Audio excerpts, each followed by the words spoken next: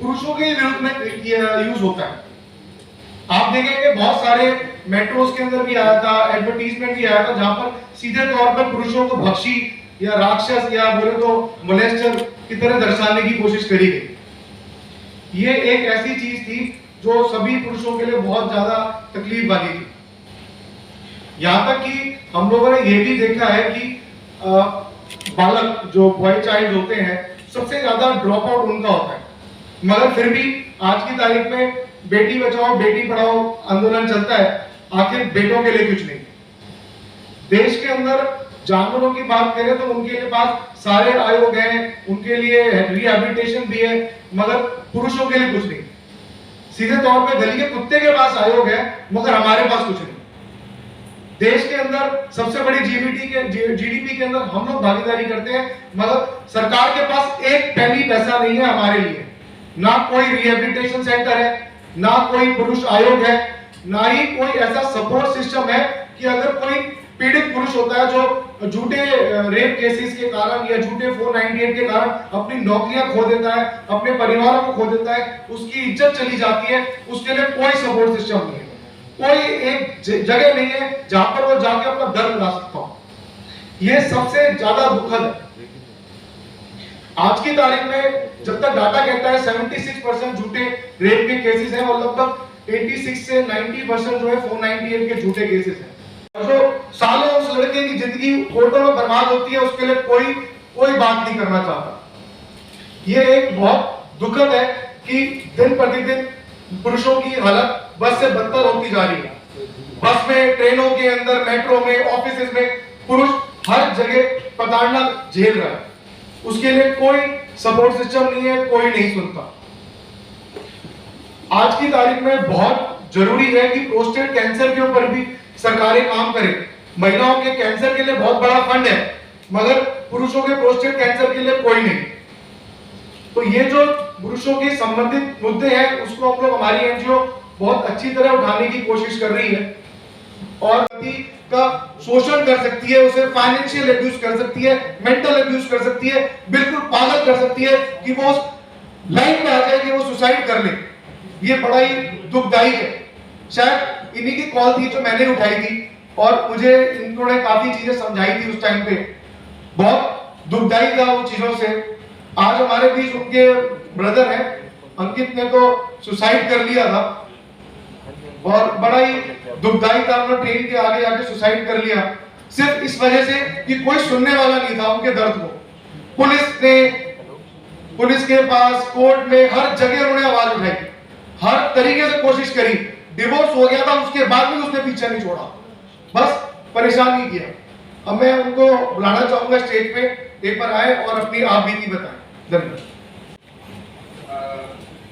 Love marriage हुई थी, love marriage भी इस बात पे हुई थी, वो मतलब एक दूसरे को जानने लगे तो उसको थोड़ा सा कह सकते हैं कि फाइनेंशियल डिफरेंसेस था दोनों फैमिलीज में, तो उसको लगा कि लड़का हाथ से नहीं जाना चाहिए, तो उसने शुरू से ही उस पर ये प्रेशर बना के रखा कि अगर तुम मुझसे शादी नहीं करेगा तो मैं तुझे रेप की केस में अंदर करा दूंगा। 2008 में वो कानून से डरता था, उसको समझ में आता था कि अगर मेरे साथ कुछ बुरा हो तो कोई बात नहीं, कम से कम फैमिली पे कोई बात नहीं आनी चाहिए। तो उसी दबाव में रहते हुए उसने उससे शादी कर ली। मैं तो ये कहूँगा कि ये मैटर ऐसा नहीं है कि लड़की या लड़के का है, ये मैटर है क्रिमिनल का, कि कोई क्रिमिनल साइकोलॉजी वाला किसी को किसी भी तरीके से कैसे कितना दबा सकता है। तो अरविंद के साथ ऐसे ही हुआ।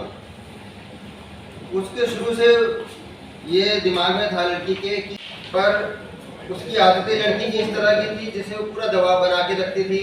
जैसे अभी सर ने बोला, अगर जो कुछ भी कमा के लाता था वो छीन के रख लेती थी उससे, अपने हिसाब से ही चीजें चलाती थी, एक ही दिन में पूरा पैसा खर्च कर देती थी, फिर उस पर दबाव बनाती थी कि तू पैसा लेके आ कहीं से भी किसी। तो इतने दबाव के कारण वो शादी चल नहीं पाई और शुरू से डिस्प्यूट रहा। इस बीच में उनको एक लड़की हुई और डिस्प्यूट चलते हुए उसने, जब वो पैसे नहीं दे पाता था या नहीं होता तो फैमिली पे दबाव बनाती थी। उसने बोला कि हम तेरी पूरी फैमिली को अंदर करा देंगे और 498 का केस कर देंगे। इस बीच में उसकी कई जगह से नौकरी चली गई। वो फिजियोथेरेपिस्ट हुआ करता था और जब उसको काम नहीं मिलता था तो कहीं एमआर की जॉब या छोटा मोटा काम करके काम चलाता था। जब 5 साल बाद वो डिस्चार्ज हुआ तो उसको समझ में आया कि कोई और तरीका नहीं है, कानून के सहारे से ही फाइट करना पड़ेगा। उसने खुद ने लॉ किया, लॉ करके अपना केस खुद फाइट किया। सारे एविडेंस जितना भी उसको नेसेसरी अरेंजमेंट से पूरी कोशिश करने के बाद में 2016 में म्यूचुअल कंसेंट पे डाइवोर्स हो गया। डाइवोर्स, सोचो कि डाइवोर्स की वाइफ रेप का एलिगेशन लगा रही है और उसको आप ऐसे ट्रीट करो जैसे कि सही में रेप हुआ है और कोई एविडेंस नहीं, कुछ भी नहीं। सब पुलिस खुद उसको बाहर से उठा के लेके आई। पूरी रात टॉर्चर करने के बाद में अगले दिन तो हमने भी घबरा के कि चलो कैसे भी हो मामला सुलझना चाहिए, घर वापस आ जाए। 2 दिन 3 दिन होने पे भी जब नहीं आया तो हमने फिर पुलिस में कंप्लेंट की। तभी पुलिस एक्सक्यूज लेती है कि अभी टाइम नहीं है, हम कल आएंगे, हम देखते हैं क्या करते हैं। हम भी चक्कर काटते रहे। अगले दिन जब हम फिर दोबारा से कंप्लेंट लेके पहुंचे तो उन्होंने उसके घर पे रेड किया। वहाँ पे क्या पाया, लड़के को ऊपर बिना कपड़ों के बंद कमरे में बंद रखा हुआ है। 4 दिन से ना कुछ खाने के लिए दिया ना पीने के लिए दिया। उसको वापस थाने से लेके आए। थाने लेके आए तो वहाँ पे पहुँचते पहुँचते उसने फिर से फोन कर दिया कि मेरा रेप हुआ है और उसको बाद में जेल में डाल दिया। आप समझ सकते हैं कितना हरासमेंट उसने झेला होगा। वो अपनी बात बार बार बोलना चाह रहा है कि मेरे साथ क्या हुआ, कैसा हुआ। पुलिस कुछ नहीं समझ रही है। पुलिस हमसे भी बोल रही है कि सर कानून ऐसे बने हैं कि हम कुछ नहीं कर सकते, इनको जेल जाना होगा। हम उसको जेल में डाल दिए। वो पहली बार था मैं उससे जेल में मिलने गया अपनी मम्मी के साथ में। मतलब वो वाकया सोच कर भी बहुत अजीब लगता है। मैं गया तो हमें मिला, बोलता कि मैं बहुत खुश हूँ, मुझे कोई प्रॉब्लम नहीं है, कम से कम वो मेरे पीछे नहीं है और मैं यहाँ पे फील कर सकता हूँ कि मैं सेफ हूँ, यहाँ मेरा कोई कुछ नहीं बिगाड़ सकता। जिससे ये प्रूफ होता है कि कोई मालाफाइड इंटेंशन है, कुछ और ही चाहती है। हमें मतलब 1 हफ्ते में होता नहीं है कहीं पे भी। हमें खुद लगा कि लॉयर कह रहे थे कि बेल नहीं मिलेगी, उसको बेल मिल गई। उसके बावजूद भी उसने उसका पीछा नहीं छोड़ा। जहाँ जहाँ जाती थी पीछे पड़ी रहती थी, किसी ना किसी तरीके से परेशान करती थी। और फाइनली वो थक हार के एक बार अपने ऑफिस गया हुआ था, उसके ऑफिस गई, उसको सैलरी मिलने वाली थी, उसके पीछे पड़ी रहती थी किसी ना किसी से कि मैं तेरे को दोबारा फंसा दूंगी। कारण बहुत से हुए हैं। और फिर फाइनली एक दिन ऐसा आया कि वो पूरी तरह से हताश हो गया, थक गया और उसने अपना जीवन खत्म कर दिया। अपने सुसाइड नोट में 23 अलग अलग पन्ने हैं, 13 पेज का अलग है, उसके बाद में 10 पेज का अलग से हमारे पास बाई पोस्ट आया। उसने अपना दर्द बयान किया। उसने लिखा कि मेरी मौत का जिम्मेदार पहले कानून है।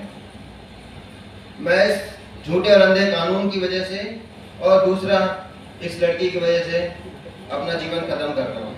अब मैं और नहीं झेल सकता। मेरे साथ जो बुरा हुआ हुआ, मैं नहीं चाहता मेरी फैमिली इस चीज के लिए सफर करे। तो मैं कहना चाहूँगा कि हम उस मोड़ पे हैं जब हमें देखना पड़ेगा कि जो कानून बने हुए हैं उनका इस्तेमाल किस तरीके से हो रहा है।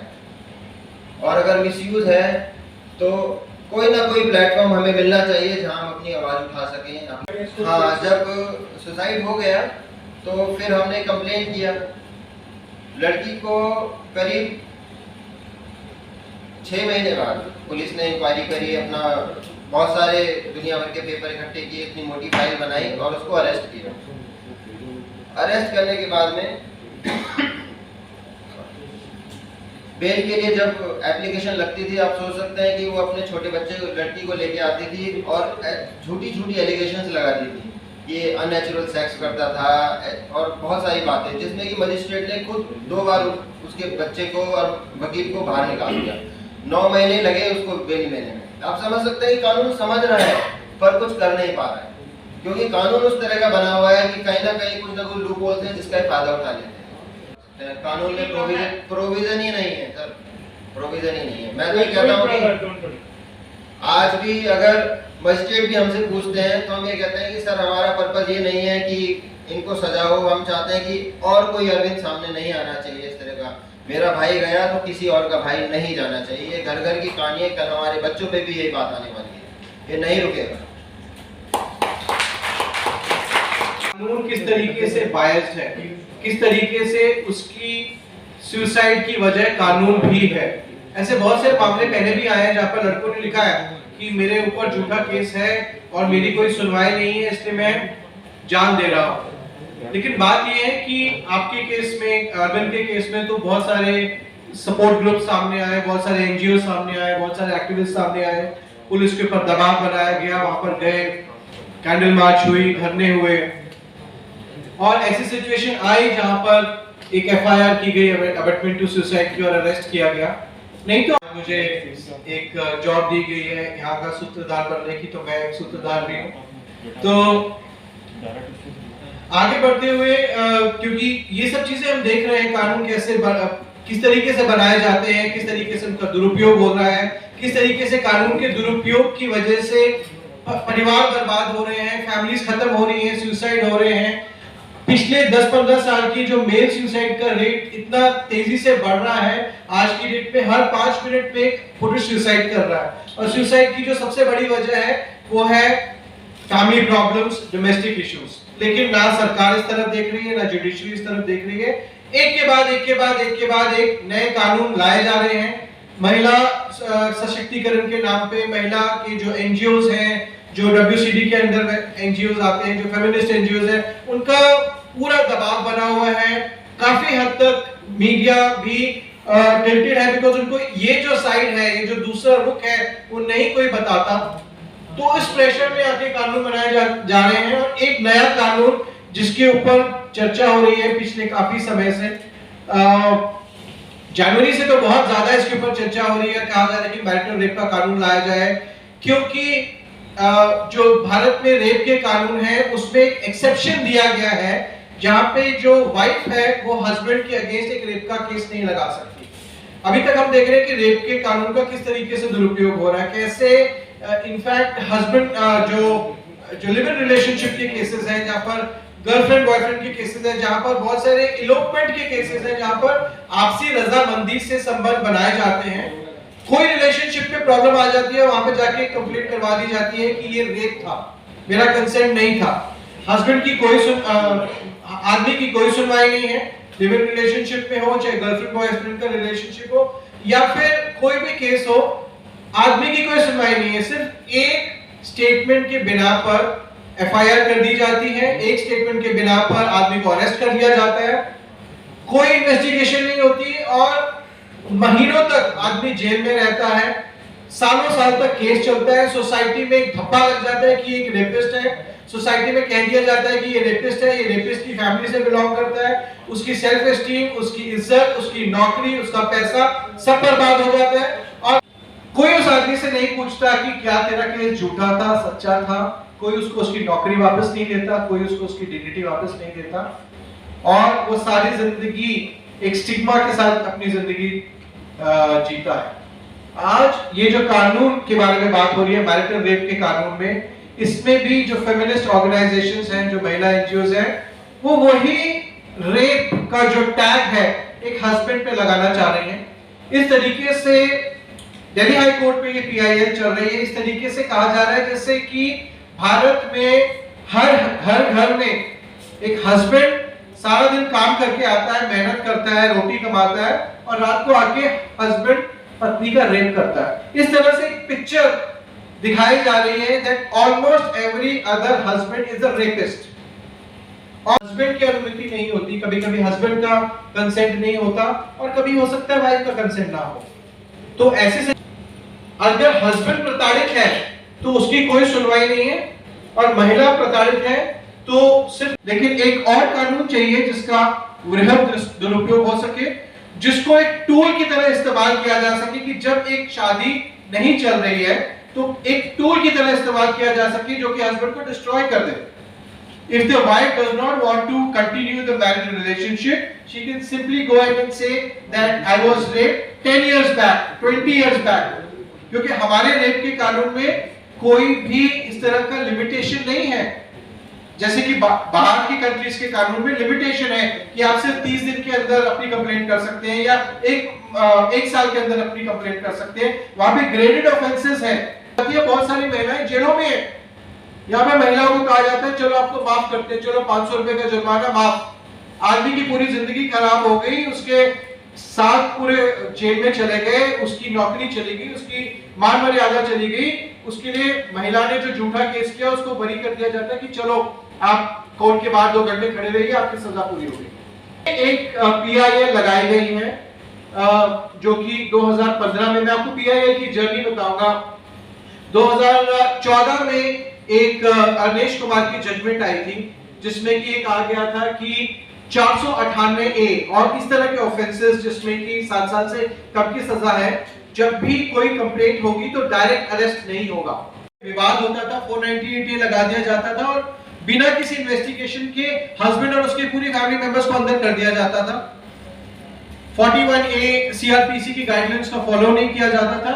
2014 में सुप्रीम कोर्ट ने बहुत स्ट्रांगली बोला था कि ये बंद करिए, हस्बैंड्स को बिल्कुल ही आप ऐसे एक बिना इन्वेस्टिगेशन के एक कंप्लेंट के बिना पे उसके माँ बाप को आप अंदर कर देते हैं, उसके भाई बहनों को अंदर कर देते हैं, हस्बैंड को अंदर कर देते हैं। इसको रोकना पड़ेगा क्योंकि बहुत ज्यादा दुरुपयोग हो रहा है। तो अंदर करवा देंगे।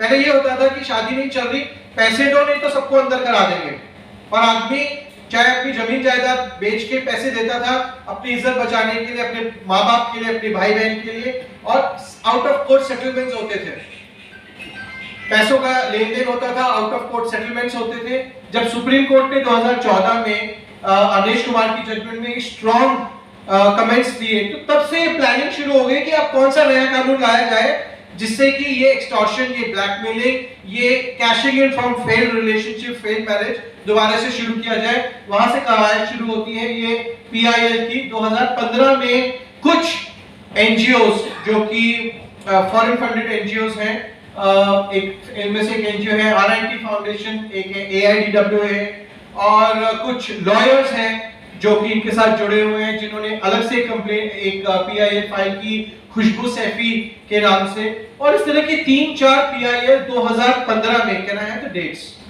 2015 में ये PIL फाइल की, 7 जनवरी 2015 को PIL फाइल की गई और कहा गया कि हस्बैंड अगर पत्नी का रेप करता है तो उसको क्यों नहीं रेपिस्ट माना जाता, और वही सब चीजें जो मैंने आपको बताई कि दूसरी कंट्रीज में ये है और हर घर में इतने % घरों में इस तरह का रेप हो रहा है, हमने ये इन्वेस्टिगेशन करी है, ये इस तरह के हमने सर्वेस किए हैं, सारे मैनिपुलेटेड सर्वेस वगैरह को लेके इस तरह की PIL लगाई गई। और आज तक ये होता था कि जब भी इस तरह की कोई PIL फेमिनिस्ट ऑर्गेनाइजेशन लगाती थी, अमूमन तौर पे उस तरह का कानून आ जाता था और उस तरह की या गाइडलाइंस आ जाती थी या गवर्नमेंट को एक इंस्ट्रक्शंस दे दी जाती थी कि आप इस तरह का कानून बनाइए। तो इस बार भी यही था कि ये हम PIL लगाएंगे और एक नया कानून आ जाएगा जहां पर जो रेप कानून में जो एक्सेप्शन है उसको रिमूव कर दिया जाएगा, और अगले दिन से ये होगा कि जब भी डिस्प्यूट हुआ पति पत्नी में, पत्नी जाके कह सकती है 10 साल पहले मेरा रेप हुआ था, 15 साल पहले मेरा रेप हुआ था, 20 साल पहले मेरा रेप हुआ था। पूरा जो ये जो रेप का लॉ है वो एप्लीकेबल हो जाएगा हस्बैंड पे। हमें लगा कि उन्होंने बोला स्टैंड लिया था। उसके बाद हमारे आर्गुमेंट हुए थे हृदय फाउंडेशन की और पेन ट्रस्ट ने, जो कि काफी एक्सटेंसिव आर्गुमेंट थे, क्योंकि हमें मालूम था कि जितनी रिसर्च हम लोग कर रहे हैं, जितना पैशन हम लोग डाल रहे हैं, शायद ही कोई और डालेगा, बिकॉज ये कॉज जो है कि हम लोग दिल से कर रहे हैं। तो हम लोगों के जो आर्गुमेंट थे काफी एक्सटेंसिव आर्गुमेंट थे, जिसमें कि हम लोगों ने article 14, article 21, article 19 of the constitution of India, किस तरीके से ये जो कानून है, अगर गीता मित्तल जो थी उनका एलिवेशन हो गया, वो एलिवेट करके जम्मू एंड कश्मीर की चीफ जस्टिस बन गई थी, तो काफी समय तक ये वाला जो मुद्दा था ये ठंडे बस्ते में चला गया था, और दोबारा से नया बेंच फॉर्म हुआ और 2021 में जो नई बेंच बनी है honourable justice Ravishankar, honourable justice C Harishankar की, इन्होंने ये मुद्दा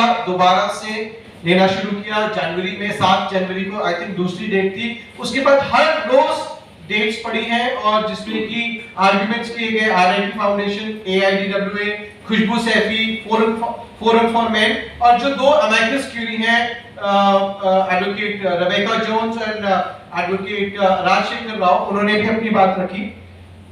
बहुत लोगों ने इन सारे आर्गुमेंट्स को सुना। उसके बाद गवर्नमेंट ऑफ दिल्ली ने भी आर्गुमेंट दोबारा से किया। इस बार काफी स्ट्रॉन्ग आर्गुमेंट किए थे गवर्नमेंट ने, ये भी आर्गुमेंट हुए।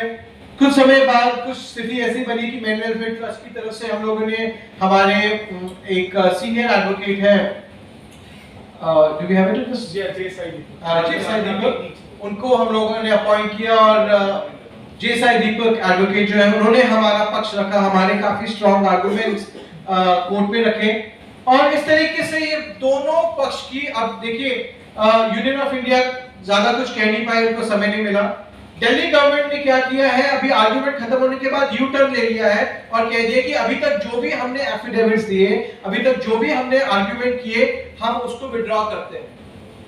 वॉलंटियर्स जितने भी एनजीओज ने हमें सपोर्ट किया है उनको मैं शुक्रगुजार हूँ और हमारी वेबसाइट पे हमारे सारे आर्गुमेंट्स अवेलेबल हैं। अगर कोई देखना चाहे कि हमने क्या आर्गुमेंट्स किए, के ऊपर था हमारा आर्गुमेंट, कंसेंट के ऊपर था कि किस तरीके से जो रेप लॉ में कंसेंट का जो आपने डेफिनेशन दी है वो एक पति पत्नी के ऊपर लागू नहीं हो सकती, क्यों नहीं हो सकती।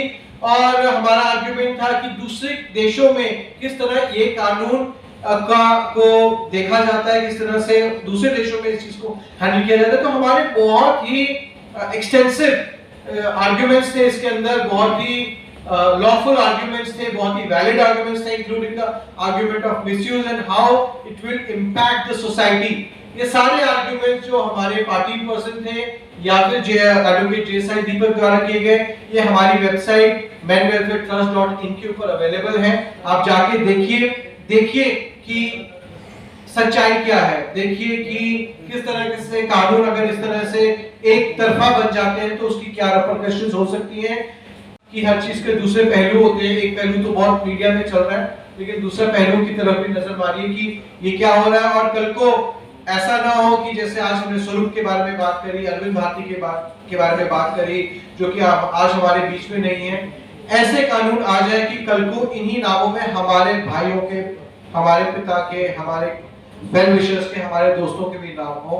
शुरू से यही कोशिश रही है कि हम मेल सुसाइड जो विक्टिम्स हैं, उनकी फैमिलीज हैं, उनको सपोर्ट कर सकें, कानून के दुरुपयोग को रोक सकें, कानून बनाने की प्रक्रिया में हम अपना योगदान दे सकें। और ये जो कोशिश है, ये जो हमारी क्वेस्ट है, ये आगे तक जारी रहेगी।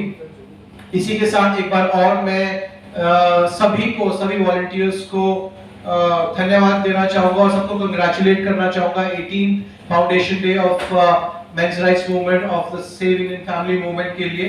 Thank you very much. Kamal, मैं फाइनेंशियल जर्नलिस्ट हूँ और मेरे को ये जानना है कि जो आपने जो कोर्ट का जो असाइनमेंट है 21 फरवरी पे,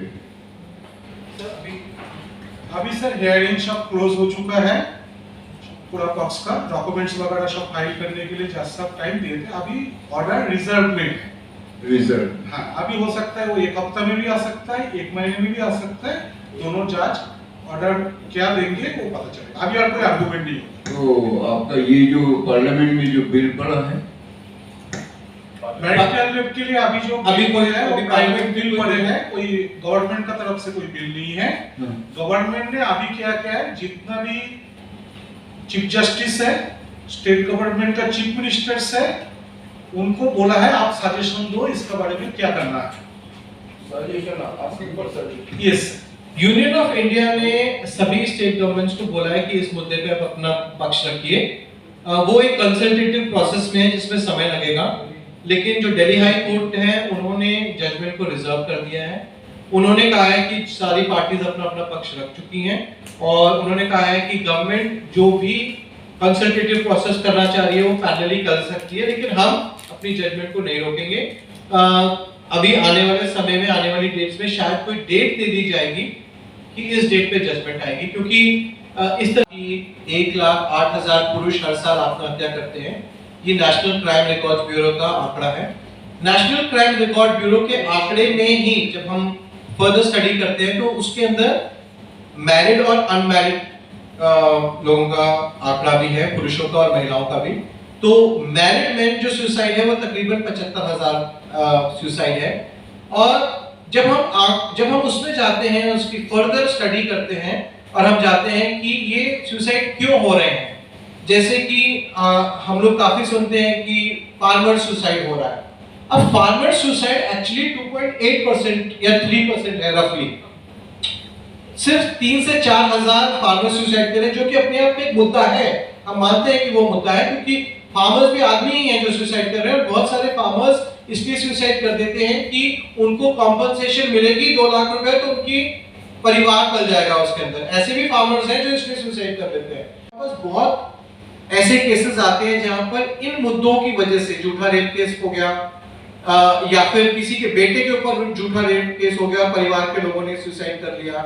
ऐसे बहुत सारे केसेस हैं, सुसाइड नोट के ऊपर लिखा हुआ है, जैसे कि 1-2 केसेस स्वरूप राज का भी यहाँ है, अरविंद भारती के ब्रदर यहाँ पर है, जिन्होंने सुसाइड किया तो लिखा कि मेरे पर झूठा 498 ए था, मैं इसको नहीं वो कर पा रहा हूँ, और उसने सुसाइड करके आपके सामने बैठे हैं। उनके नंबर ऑफ जो मेन है वो सुसाइड इसलिए कर रहे हैं क्योंकि उनकी कोई सुनवाई नहीं हो रही कानून में, सोसाइटी में, जुडिशरी में, पॉलिसी मेकिंग में, और उनको लग रहा है कि उनके लिए कोई प्लेटफॉर्म नहीं है और सुसाइड हो रहे हैं। मैं ये नहीं कह रहा कि सारे सुसाइड इस वजह से, लेकिन एक बड़ा आंकड़ा इसके अंदर। मैं एक चीज आपको ऐड करना चाहता हूँ, जैसे हमारा प्रेजेंटेशन में बताया गया है, जो मेन का सबरिंग है वो ना तो डॉक्यूमेंटेड होते हैं। नेशनल क्राइम ब्यूरो में जो हम बार बार लिख रहे हैं, क्राइम अगेंस्ट मेन एक सेक्शन होना चाहिए, नहीं हो रहा है। नेशनल हेल्थ सर्वे जो होता है उस पे आदमी को पूछा नहीं जाता है आपके साथ सेक्सुअल वायलेंस हुआ, वर्बल अब्यूज हुआ, इकोनॉमिक।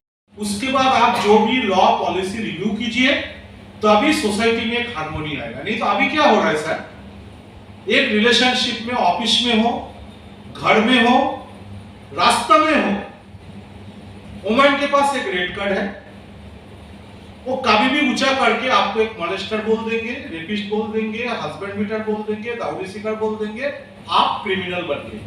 सेल्फ डिफेंस भी कर पाए, आप थोड़ा सा भी हाथ लगा दिया तो आप जेल। डोमेस्टिक वायलेंस में भी यही है। तो इसके वजह से क्या हो रहा है, डिसहार्मनी हो रहा है, इनजस्टिस हो रहा है।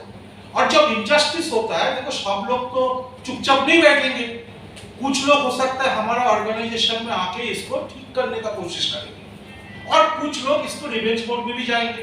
तो 2005 में हम लोग बताए थे, ऐसे unfair law against natural justice होगा, सोसाइटी में वायलेंस, क्राइम बढ़ेगा, और वही हो रहा है। और क्या करोगे, वुमेन ऑर्गेनाइजेशन 5 साल के बाद वो डाटा लेकर आएंगे, बोलेंगे और एक ले जाओ, और एक ले जाओ।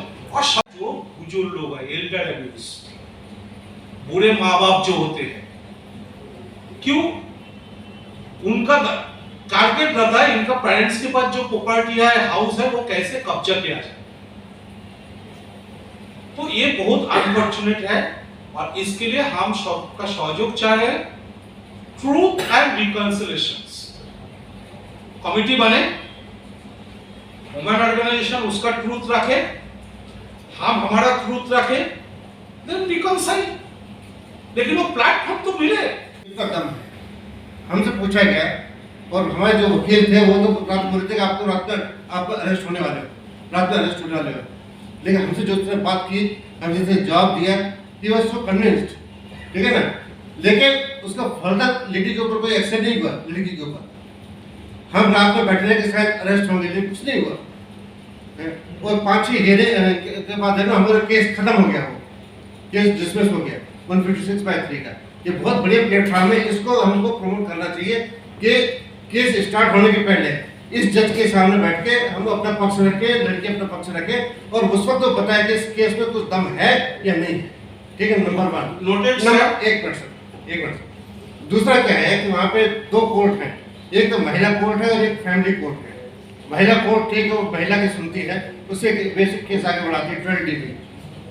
फैमिली जो कोर्ट है, फैमिली कोर्ट का पर्पस ये है, आपने बताया कि वो हमेशा लेडीज का पक्ष लेती है। क्या है क्वेश्चन ये है, क्वेश्चन मैंने आपको बताया 156/3। हाँ 156/3 इज अ गुड प्लेटफॉर्म जिसको हमको प्रमोट करना चाहिए कि 156/3 क्या है? 156/3 ये क्या है कि आपका सीआरपीसी है, सीपीसी है कि कोई कमिटी है? सीपीसी है, सीपीसी है। इन्वेस्टिगेशन करेंगे, आप गुनहगार नहीं हो तो छोड़ देंगे।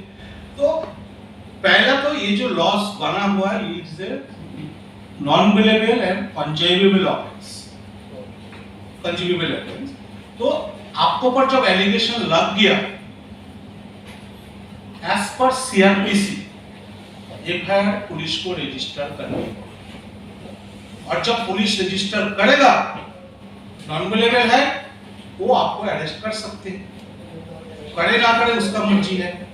इसलिए आप देखेंगे जो बड़े बड़े लोग फंसते हैं उनका अरेस्ट नहीं किया जाता है। राहुल गांधी के ऊपर भी रेप केस लगे थे, अरेस्ट नहीं हुआ, लेकिन नॉर्मल लोगों के ऊपर एक रेप केस लग जाएगा, अरेस्ट हो जाएगा, उसके बाद ट्रायल चलेगा, किसी का 6 महीने में, उसके बाद किसी को सीपीसी में जाएगा, सीपीसी में तो जाएगा नहीं, ये सब क्रिमिनल केस, वो फैमिली मैटर जाएगा, ठीक है। तो सीआरपीसी में जब जाएगा सर, आपको कोर्ट ही एक्यूटल कर सकते हैं जब एफआईआर रजिस्टर होगा, इधर स्क्वाश होगा ये तो ट्रायल होगा। जो फैमिली मैटर्स है वो सीपीसी में जा सकते हैं, लेकिन प्रॉब्लम क्या है, फैमिली में भी तो आप क्रिमिनल केस लगा दिया, 498 इज ए क्रिमिनल केस। तो इसके वजह से एक बार एफआईआर रजिस्टर हो गया तो आपको कोई भी जो है वो नहीं आएगा। तो हमारा जो मकसद है, आप लॉ ठीक करो, और प्लेटफॉर्म पर बात कर रहे हैं, जो लोग ये बनाते हैं, जो सीआरपीसी बनाते हैं, जो सीपीसी बनाते हैं, वो प्लेटफॉर्म किधर है? पार्लियामेंट है, और पार्लियामेंट में रिप्रेजेंटेटिव कौन होता है? डब्ल्यूसीडी होता है, नेशनल कमीशन ओपन होता है, मेन का तरफ से कौन होता है? कोई नहीं होता। इसके वजह से जो लॉ बनते हैं, सीआरपीसी बनते हैं, तो एक वन साइडेड व्यू जाते हैं, वर्क प्लेस हैरेसमेंट भी ऑल ओवर वर्ल्ड में जेंडर न्यूट्रल है, लेकिन जब ये बना गया था तो मेन को रिमूव कर दिया गया, डोमेस्टिक वायलेंस से मेन को रिमूव कर दिया गया। सेक्सुअल असल्ट का लॉ भी बहुत कंट्री में जेंडर न्यूट्रल है, यूके वगैरह में, उधर वुमन भी रेप के चांस में जेल जाता है सर, ठीक है, लेकिन हमारे इंडिया में नहीं जाता है। तो ये इशू है। बाकी सीआरपीसी जो जुडिशियल कमिटीज है, जुडिशियली बना सकते हैं, लेकिन वो स्टेट गवर्नमेंट है, that is not the law.